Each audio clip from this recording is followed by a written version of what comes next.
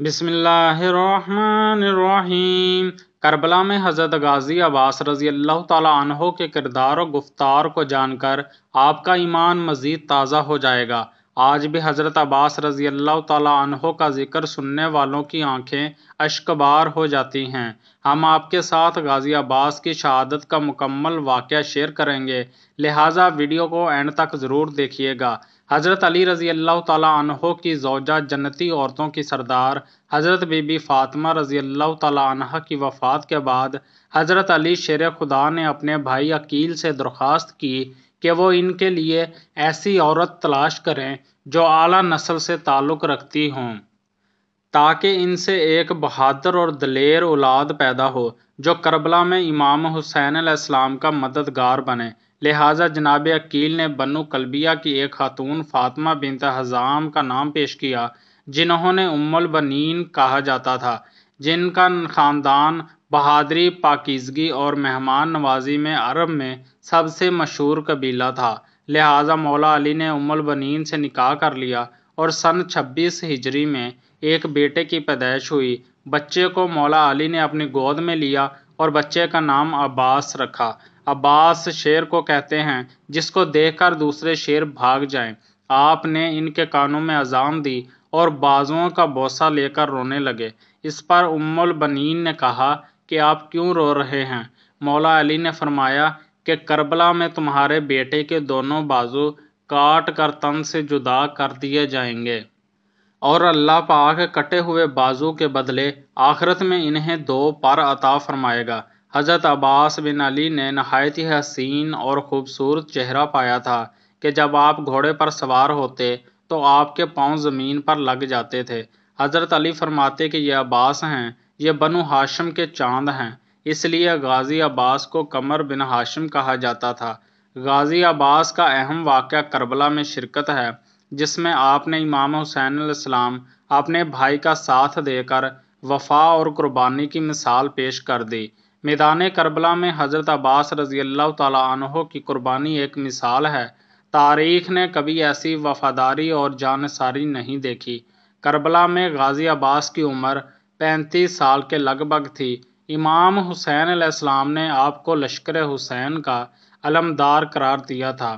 آپ حسینی فوج کے ایک قابل سپہ سالار تھے۔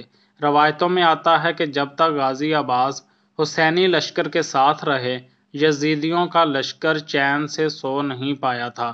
جب عاشوراء کی رات امام حسین علیہ السلام نے اپنے تمام ساتھیوں سے فرمایا کہ رات کے اندھیرے کا سہارا لے کر جس کا جی چاہے وہ یہاں سے مجھے چھوڑ کر جا سکتا ہے اور اپنی جان بچا سکتا ہے، کیونکہ کل کی صبح شہادت یقینی ہے، اس وقت سب سے پہلے غازی عباس نے اپنی وفاداری کا اعلان فرمایا اور کہنے لگے، اے امام، ہم کس وجہ سے آپ کو تنہا چھوڑیں؟ ہم آخری سانس تک آپ کی حمایت میں رہیں گے۔ 3 دنوں سے پانی بند تھا۔ 3 دنوں سے امام حسین علیہ السلام اور امام حسین کا لشکر اور امام حسین کے بچوں کا پانی بند تھا۔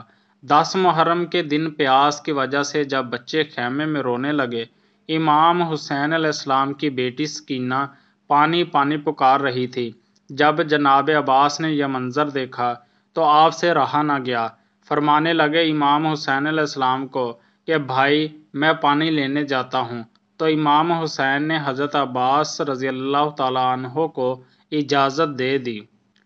حضرت غازی عباس پانی لینے کے لیے دریائے فرات کی طرف نکلے۔ اس وقت کربلا میں پانی کا کوئی وسیلہ نہ تھا سوائے دریائے فرات کے۔ اس وقت ظالموں نے دریا پہ پہرے لگا رکھے تھے۔ آج آزاد بہہ رہا ہے۔ 4000 یزیدی لشکر دریائے فرات کے کنارے کھڑا تھا۔ غازی عباس دریائے فرات کی طرف بڑھے تو عمر بن حجاج اور اس کے سپاہی راستہ روکنے کے لیے آ گئے۔ غازی عباس سے ان کی جنگ ہوئی، لیکن بنو ہاشم کے اس بہادر نوجوان کے سامنے کوئی نہیں ٹک سکتا تھا۔ آپ نے دشمن پر ایسے حملے کیے کہ انہیں وہاں سے بھاگنا پڑا۔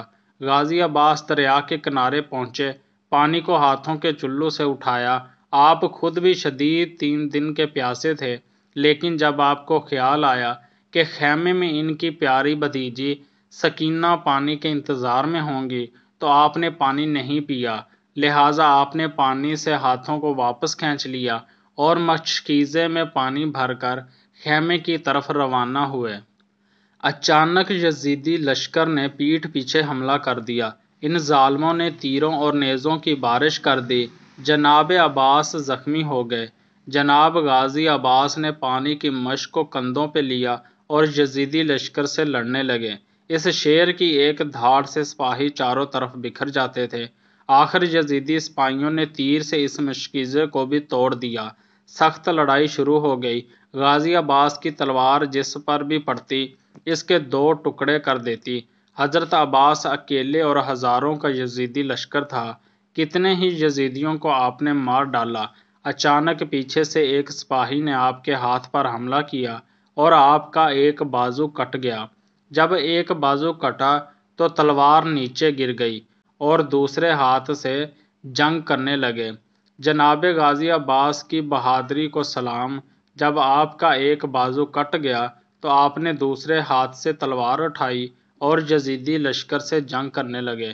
یزیدی لشکر نے آپ کے دوسرے بازو پر بھی تلوار سے حملہ کیا اور آپ کا دوسرا بازو بھی کٹ گیا اور آپ زمین پر گر گئے۔ اتنے میں ہی امام حسین علیہ السلام تیز رفتار سے بھاگتے ہوئے اپنے بھائی غازی عباس کے پاس آئے۔ امام حسین علیہ السلام نے اپنے بھائی کو گود میں لیا۔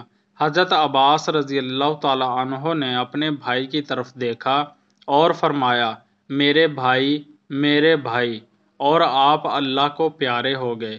امام حسین علیہ السلام رونے لگے اور فرمانے لگے کہ آج عباس کی شہادت سے میری کمر ٹوٹ گئی۔ فرات کا بہاؤ سردیوں کی طرح تاریک ہو گیا، آسمان سرخ ہو گیا اور ہاشمیوں کا یہ چاند 10 محرم 61 ہجری فرات کے کنارے شہید ہو گیا۔ خدا کے شیر کو علی کہتے ہیں اور علی کے شیر کو عباس کہتے ہیں۔